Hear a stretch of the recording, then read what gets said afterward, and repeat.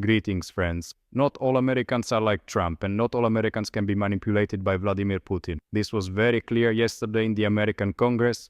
And what Vladimir Putin is doing now is stalling for time, and he is playing this president like a fiddle. We need to put pressure on Putin by all possible means. The US Secretary of State Marco Rubio was summoned there, and he was forced to explain why the American administration is pursuing such a soft policy towards so-called Russia and why Trump is not imposing new sanctions. It turned out this was so as not to interfere with the negotiations. He believes that right now, if you start threatening with sanctions, the Russians will stop talking. And there is value in the fact that we can talk to them and encourage them to come to the negotiating table. But what is the point of talking to the Russians? The Russians are not agreeing to a ceasefire. The Russians are not accepting any of the initiatives proposed by Trump. The Russians are simply stalling for time. So what did Putin get as a result of this? He didn't get a single concession. Not a single sanction was lifted. He got time.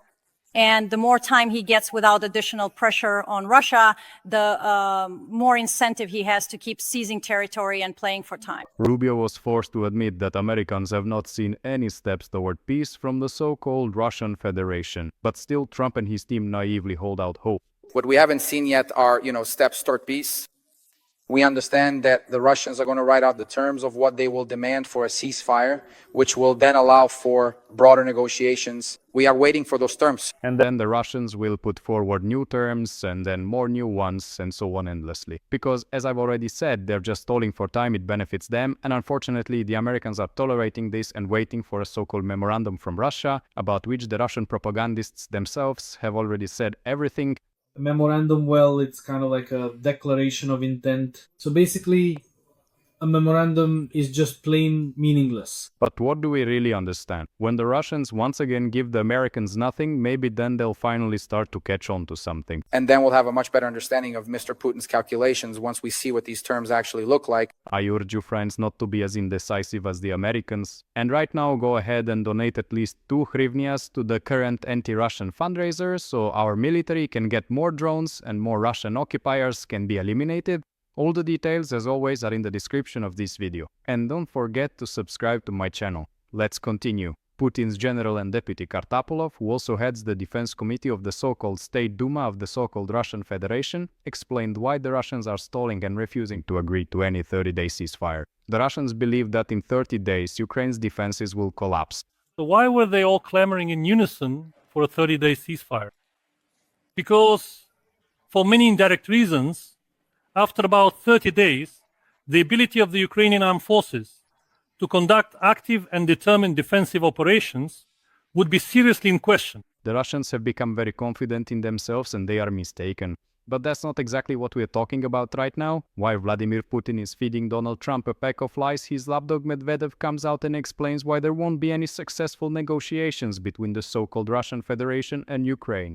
Negotiators don't suit the Russians. In fact, no one suits them at all. It has been said more than once that among the main set of figures in the Ukrainian regime, there are no people authorized to conclude a peace agreement, and that's a big problem. So we too need to let go of the naive expectation that the Russians will simply leave Ukraine alone and stop the Russo-Ukrainian war. They have no such plans. They plan to keep advancing and are continuing mobilization for this purpose.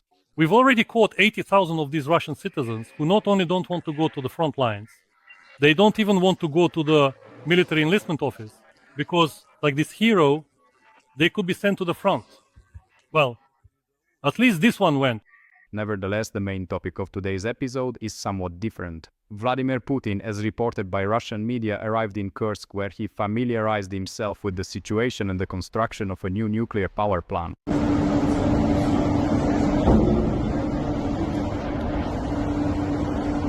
Vladimir Putin also had a meeting with the so-called Russian volunteers, and once again he complained to them about some Nazis. This gives us every compelling reason to confidently say that these particular people are indeed allies of the Germans.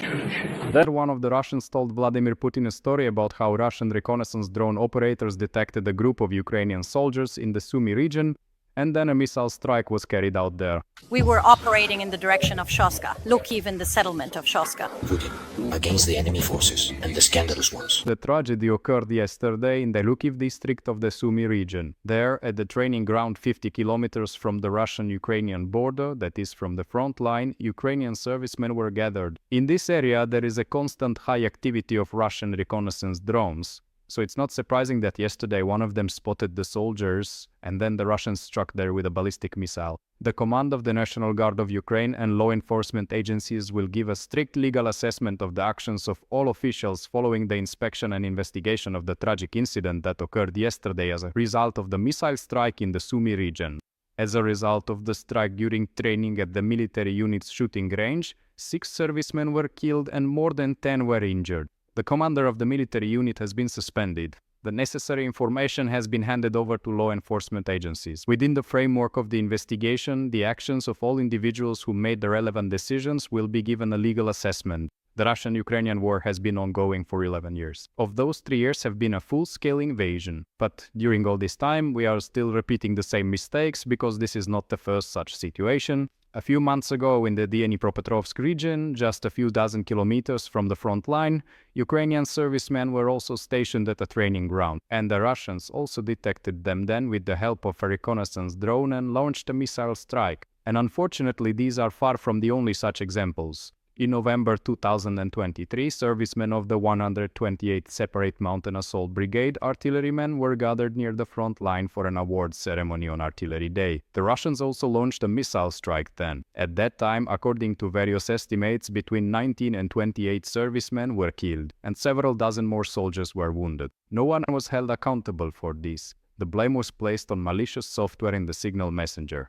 And the fact that the Russian reconnaissance drone was flying around filming everything well, that's just how it is. Zelensky, this is a tragedy that could have been avoided. Defense Minister Umerov reported to me on the measures taken to clarify all the circumstances of what happened. This tragedy, yesterday's tragedy, and other tragedies really could have been avoided. 3 things needed to be done. First of all, it is necessary to prohibit any mass gatherings of Ukrainian servicemen in the near and middle rear, at a distance of 50, 80, or even 100 kilometers from the front line. There should be no award ceremonies, no training grounds at this distance, and if there are any, they must be thoroughly camouflaged if that's even possible. Secondly, the state must start massively purchasing and distributing drone detectors to the military. We're honestly fed up with the fact that the Russians have been spotting Ukrainian air defense systems using their drones. And we have already provided the Air Force's anti-aircraft missile crews with more than 200 drone detectors, and they have repeatedly saved lives. And thirdly, Ukraine needs to be more proactive in developing its drone-based air defense system. I'm talking now in particular about FPV interceptors that shoot down Russian reconnaissance drones and have proven their effectiveness. And if it weren't for the work of the relevant crews, there would be many more videos and strikes like the one yesterday on the training ground. We have to understand, the Russians are waging a war of attrition against us, and they plan to fight against Ukraine for a long time to come. That is why we must be very careful with our resources, especially our human resources, which are the most important. We must protect and safeguard our people, and punish those idiots who gather people near the front line, near the state border. Right now, this is clearly a crime. We must change quickly. We must protect our people and ruthlessly punish those who allow excessive losses. And specifically, you and I, friends, can do even more to help protect the Ukrainian sky from Russian reconnaissance drones. So go ahead and contribute right now to the current Russo-Resist campaign. And thanks to you, over the past day, our military received another 470 new FPVs, including anti-aircraft ones. Glory to the heroes. Friends, we need to talk about problems, because only when you voice a problem can you solve it. And also, in order to protect as many of our people's lives as possible, we must continue to actively support Ukraine's security and defense forces to the fullest extent.